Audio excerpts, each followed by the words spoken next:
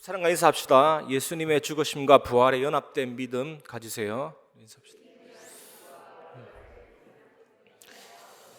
에스겔서 37장 5절에서 6절 말씀 보면 마른 뼈가 나옵니다. 마른 뼈라는 것은 시신의 부패 과정 최종 단계잖아요.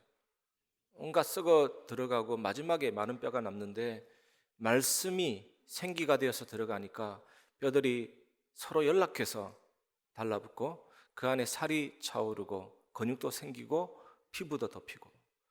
그런데 예수님이 이것을 그대로 재현했죠. 요한복음 11장 39절의 말씀 보면 죽은 나사로가 죽은 지 나흘이나 지나서 썩은 내가 나는데 나사로야 나오라 걸어 나왔습니다. 그리고 누가복음 7장 14절에도 나인성 과부 아들이 죽어서 입관했는데 관에다가 손을 대고 청년아 일어나라, 이렇게 하셨던 예수님이 이제 마지막에는 직접 부활을 하셨습니다. 우리의 몸도 나중에 부활됩니다. 오늘 그 부활의 참된 의미를 깨닫고 누리시기 바랍니다. 첫 번째, 성경대로 죽으신 예수 그리스도를 바라보시기 바랍니다. 고린도 교회는 바울이 개척한 교회입니다. 고린도전서는 고린도 교회에 바울이 쓴 편지입니다. 주로 복음에 대해서 실제적인 내용을 전달했고, 그 외에 은사, 음식, 결혼, 생활 전반에 걸친 다양한 부분들에 대해서 말씀으로 답을 주고 있는 편지입니다. 특히 오늘 본문은 십자가에서 죽으셨고 장사 지낸 바 3일 만에 이제 부활하신 메시아 그리스도에 대한 복음을 말하고 있습니다. 고린도전서 15장 3절에 보면 내가 받은 것을 먼저 너희에게 전하였노니 이는 성경대로 그리스도께서 우리 죄를 위하여 죽으시고. 원죄란 하나의 상태를 말합니다. 상태. 원죄 아래 태어났다는 무슨 뜻이냐면 그리스도의 은총이 없는 상태 가운데서 태어난 겁니다. 그러면 어떤 결과가 나오는지 뻔하잖아요. 그리스도의 은혜가 없으면 어떻게 됩니까? 완전히 망할 수밖에 없는 상태입니다. 그래서 죄 사함을 받지 못한 인생은 죄 가운데 빠져서 지옥 갈 수밖에 없습니다. 사단에게 잡힐 수밖에 없습니다. 그래서 예수님이 이 땅에 오셨고 고난을 당하셨죠. 가시관을 쓰셨습니다. 손으로 씌울 수가 없어요. 손에 상처가 있기 때문에 머리에 걸치고 군사 2명이 긴 막대기로 눌러서 당긴다니까요. 손에 앉을. 그 눌러서 당기니까 그 고통이 얼마나 심했겠습니까? 머리가 멀쩡해야 고통이라도 버티지. 아예 처음부터. 채찍은 또 어떻습니까? 법의학자가 현재 실험해 보니까 고깃덩이 있잖아요. 뼈 조각이 있고 가죽이 있는 근육이 있는 그 고기에 플라글럼이나 로마 채찍으로 때리니까 가죽 벗겨지고 살갗 벗겨지고 그 안에 뼈까지 떨어질 정도로 심각한 치명적인 무기죠. 빈사 상태, 거의 다 죽은 상태까지 가도록 하는 채찍 도구거든요. 고문 도구거든요. 그 70kg 되는 십자가를 지고 갔는데, 아니 머리에 가시관 쓰셨죠. 채찍 맞으셨죠. 멀쩡한 사람도 그 십자가를 메고 몇 발자국 옮기면 탈진 상태 옵니다. 최악의 고통이죠. 피도 너무나도 많이 쏟으셨고, 그러니까 당연히 엄청난 탈수 증세도 왔고 기력도 없어지고 혈압도 떨어지고 신체 기능도 망가지고 쇼크 상태가 오고, 그 상태에서 십자가에 달리셨는데 가슴 근육은 늘어지고 횡격막은 올라가고 어떻게 하란 말입니까? 하는 가운데서 처절하게 무릎을 굽혔다 폈다 하는 본능에 의해서 계속 찢겨져 가고 6시간 동안 고난당하게 되어 있습니다. 그러면서 요한복음 19장 30절에 최종적으로 예수님께서 뭐라고 말씀하셨습니까? 예수께서 신포도주를 받으신 후에 이르시되 다 이루었다 하시고 머리를 숙이니 영혼이 떠나가시니라. 신포도주는 고통을 덜어주기 위한 마취 효과가 있습니다. 예수님은 다 이루었다 하시고 영혼이 떠나가시고 숨을 거두시고 고개가 떨구어지신 것입니다. 예수님이 하나님의 말씀을 다 이루셨잖아요. 예수님 삶 전체가 구원 사건입니다.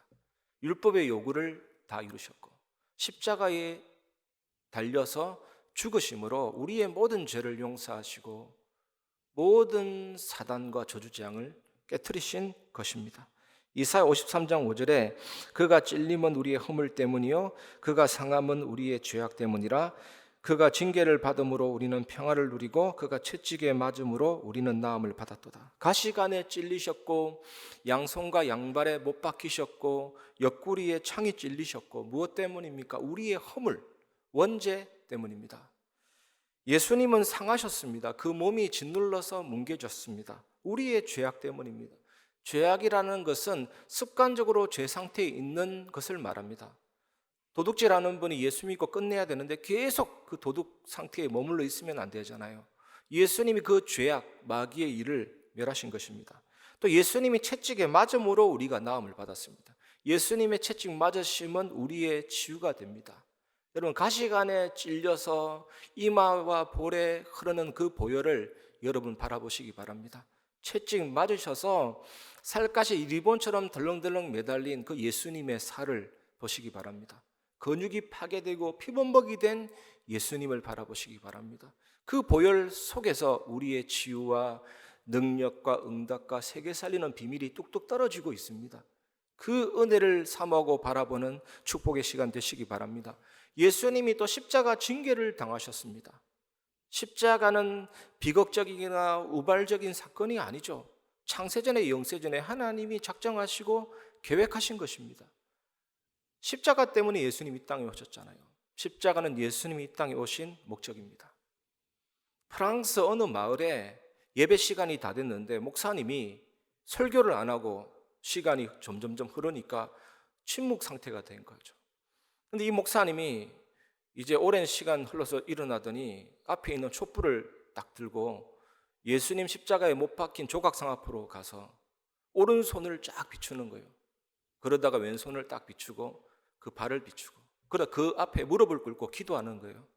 그래서 되돌아서서 성도를 바라보는데 그 촛불에 비친 그 목사님 얼굴에 눈물이 뚝뚝 떨어지는 거죠. 그러면서 뭐라고 얘기했냐? 사랑하는 성도 여러분, 이것이 여러분을 사랑하는 하나님의 사랑에 대한 나의 설교입니다. 세상에서 제일 짧은 설교를 했지만 은혜가 충만한 예배가 되고 중요한 응답이 많이 넘쳤습니다. 하나님이 여러분을 사랑하십니다. 십자가 능력으로 모든 문제 해결하신 그리스도가 여러분을 사랑하십니다. 그 사랑을 마음껏 체험하고 누리시고 의지하시기 바랍니다. 성경의 약속이 뭡니까? 그리스도께서 우리 죄를 위하여 죽으시고, 이것이 십자가의 목적입니다.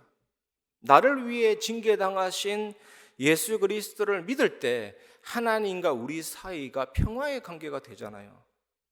법적인 상속자 친자녀가 되잖아요. 그 은혜를 우리에게 주셨습니다. 성경대로 죽으신 예수 그리스도를 믿으시기를 바랍니다. 그러면 우리 모든 죄가 용서되고 죄 한 번도 지은 적이 없는 자처럼 인정해 주는 것입니다. 우리는 엄청난 죄를 짓고 살지만 그 죄를 알지 못한다. 예수 그리스도 중보자를 통해서 그렇게 인정해 주시는 것입니다. 예수님이 하나님 말씀을 다 지켰기 때문에, 내 대신 형벌을 다 당하셨기 때문에, 그 의를, 그 구원을 내게 선물하기 때문에 우리는 천국 백성 되고 하나님의 자녀가 되고 세상 살리는 전도자가 될 수 있는 것입니다. 시편 32편 1절에 허물의 사함을 받고 자신의 죄가 가려진 자는 복이 있도다.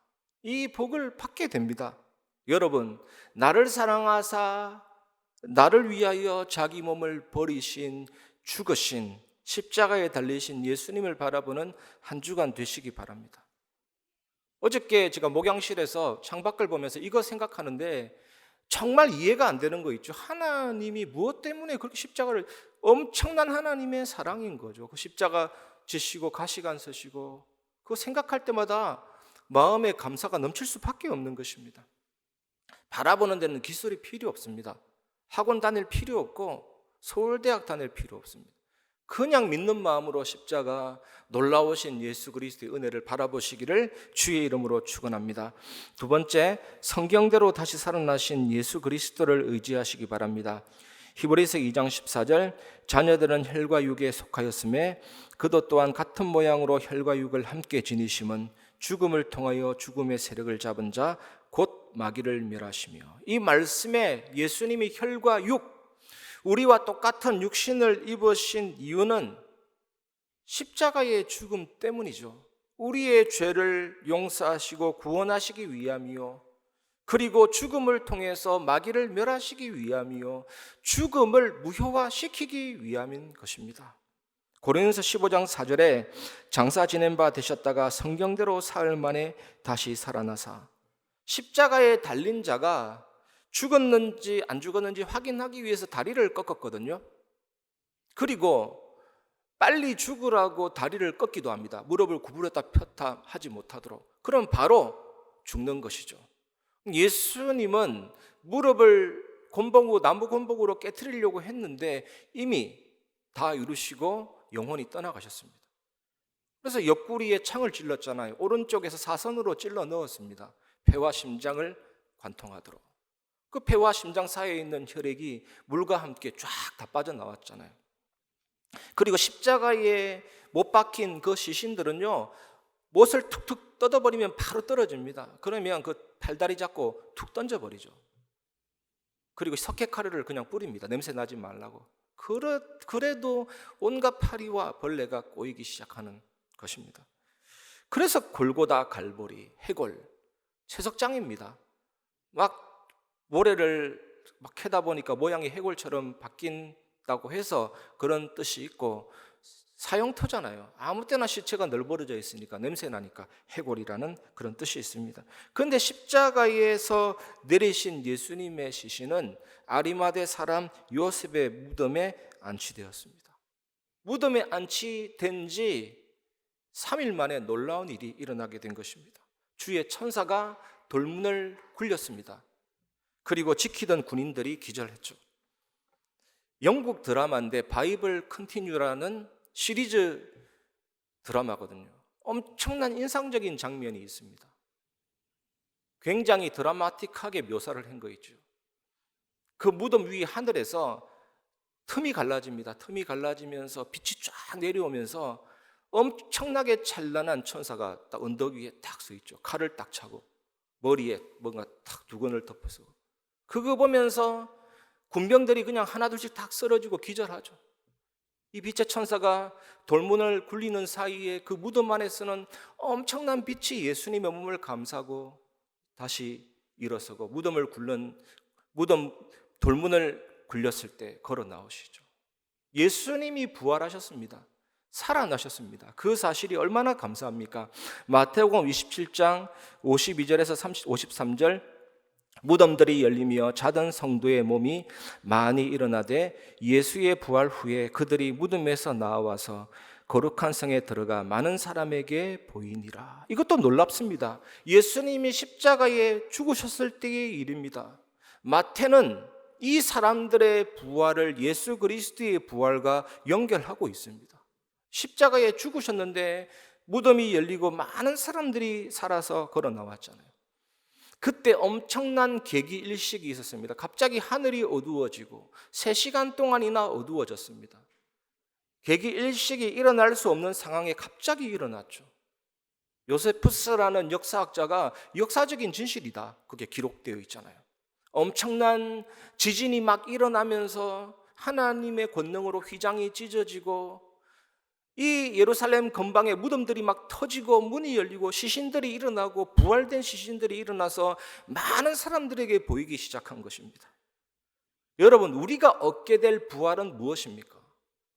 이미 예수 믿을 때 죽었던 영혼이 살아났습니다. 그리고 나중에 우리의 몸도 부활합니다. 사도신경에 보면 몸이 다시 사는 것과 천국은 몸이 다시 살아가는 공간이기 때문에 지금 내가 살아있는 존재감보다 더 확실한 또렷함과 실제가 있는 것이죠. 그래서 이걸 사실적으로 믿었기 때문에 초대교회 성도들은 순교 경쟁을 펼쳤습니다. 그 핍박 시대에 이 세상에서 오래 사는 게 행복이 아닙니다. 빨리 천국 가는 게 행복이에요. 몸이 다시 살기 때문에 빨리 이동하고 싶은 순교 경쟁, 내가 먼저 죽겠다. 그래서 바울의 소원이 있습니다. 나는 이 몸을 떠나서 주와 함께 있는 것이 소원이다. 하지만 몸된 교회를 위해서 그리스도의 남은 고난을 내 육체에 채운다 그랬잖아요. 실제입니다, 여러분. 여러분, 물질의 최소 단위가 원자라고 하잖아요. 원자의 크기가 얼마나 작냐? 원자와 100원짜리 동전을 딱 이렇게 놓고 비교해 보면 원자를 100원짜리 동전만큼 확대시키면 100원짜리는 지구만큼 커집니다. 원자가 얼마나 작습니까?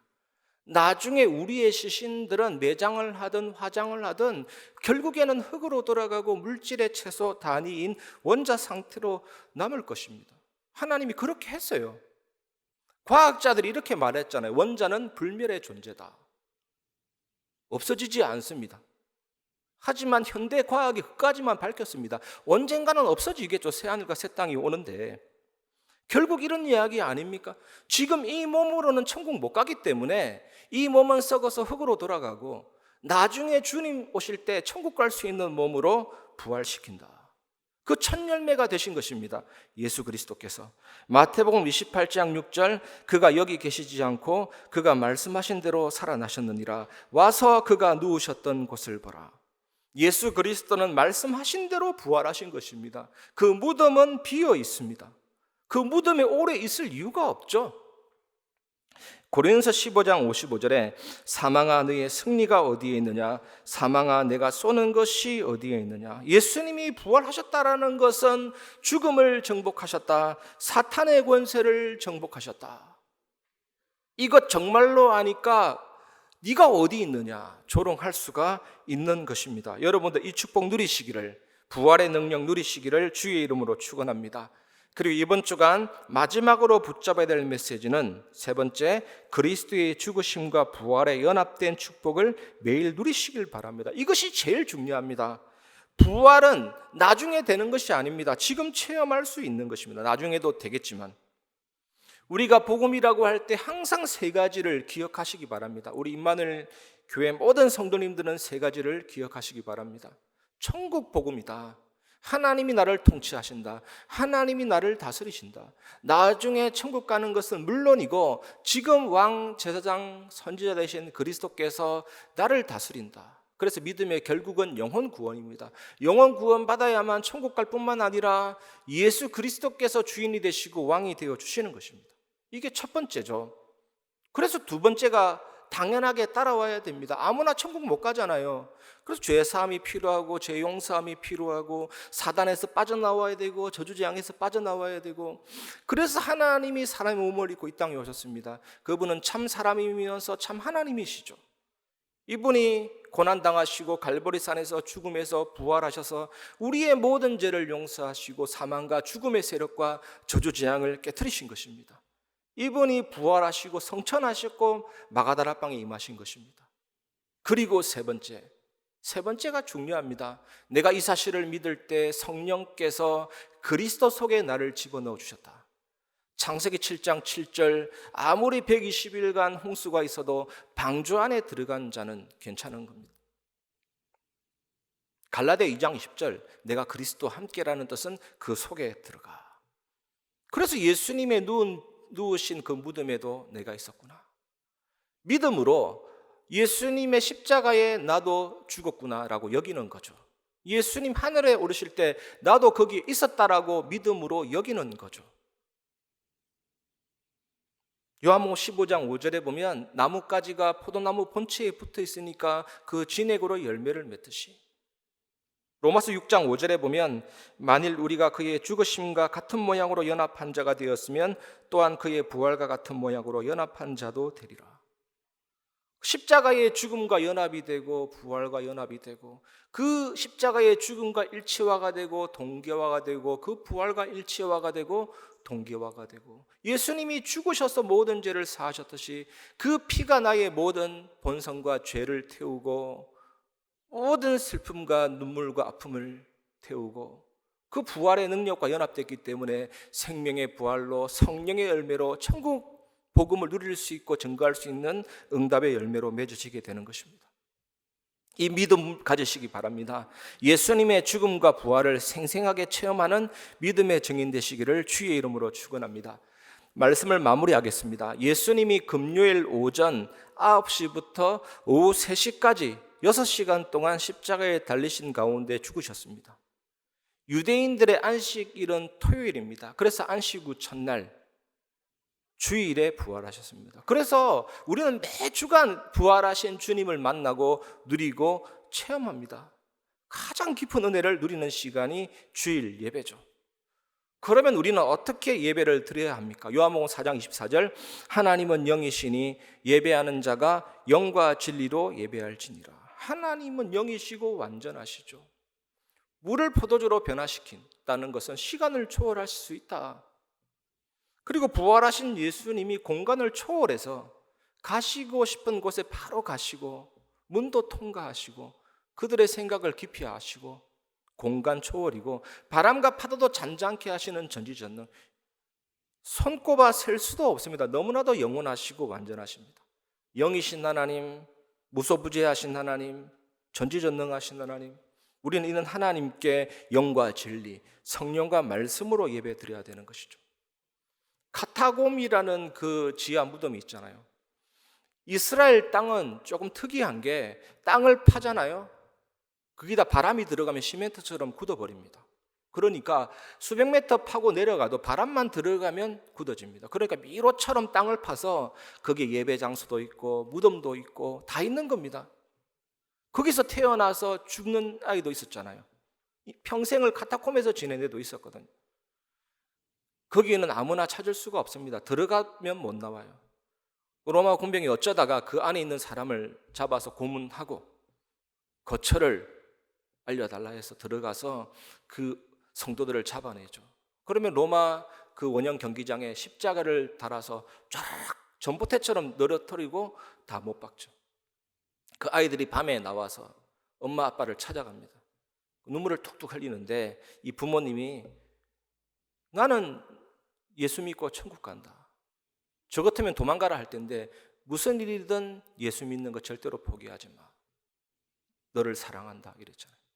어떻게 해서 이 생명을 종이자처럼 버리고 자녀에 대한 애착도 버릴 수가 있습니까? 그게 십자가의 사랑입니다. 예수님이 나를 사랑했기 때문에 목숨을 줬기 때문에 나도 주님을 위해서 목숨을 드릴 수가 있다. 그게 십자가 사랑의 핵심이잖아요. 이런 주님을 사랑하는 사람, 주님의 사랑을 받은 사람은 주님의 음성이 들려오기 시작합니다. 나를 사랑하는 자는 내 계명을 지키리라 그랬잖아요. 주님을 사랑해야만 말씀을 지키고 순종하고 누릴 수가 있습니다. 저 장미꽃 위에 있을 아직 맺혀 있는 그 띠에 귀에 은은히 소리 들리니 주 음성 분명하도다 그랬잖아요. 그러면 당연히 말씀이 내 안에 들어오고 주님을 사랑하고 그 말씀이 내게 들어오고 성령 충만해집니다. 하나님의 사랑으로 충만해집니다. 그러면 온전한 예배가 회복이 되죠. 이 불씨를 날마다 살린 게 초대교회잖아요. 사도의 가르침을 받아서 떡을 떼며 날마다 피와 그 피를 기념하는 잔과 고난의 살을 의미하는 그 떡을 마시면서 주님을 기억하며 펑펑 울었다잖아요. 초대교회 성도들은. 오늘도 너는 예수님 때문에 살았구나. 당연히 이런 살아있는 신자들은 기도하면서 주께서 날마다 구원받은 자를 더하게 하신다. 급이 다르죠 사실은. 어슬프게 하는 전도가 아니잖아요. 생명건 사람에게 생명건 제자가 붙여지게 되는 것입니다. 마태복음 5장 13절 14절에 왜 예수님이 너희는 빛과 소금이다 하지 않고 소금과 빛이다라고 했습니까? 소금이 그 맛을 잃으면 무엇으로 짜게 하겠냐 그랬습니까? 빛과 소금이 아니고 소금과 빛이라고 했거든요. 그 죽음과 부활이 내게 들어와서 나의 본성을 죽이고 성령의 열매로 팔복을 누리는 사람으로, 그래서 그 소금이 이제는 맛을 내고 빛을 비춘다니까요.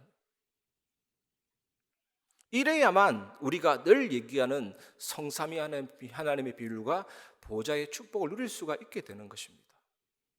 완전하신 하나님, 완전한 말씀 성취, 구원을 완전히 이루시고 성령께서 역사하시고 오력을 주시고 보좌가 내 안에 있고 시공간 초월의 빛과 세계 살리는 역사 있잖아요.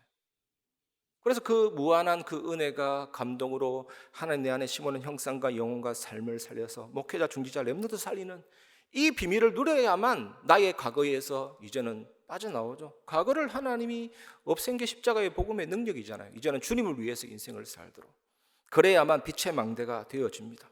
이런 성도들이 모인 우리 교회는 세 가지 뜰을 하나님이 회복하게 하실 것입니다. 다민족 살리고 그리스도의 사랑을, 복음을 증거해야 되잖아요. 후대들을 살리고 렘넌트 살리고 병든 자를 치유하는 교회로, 하나님이 사람의 능력이 필요 없는 교회로 회복시켜 주실 것입니다.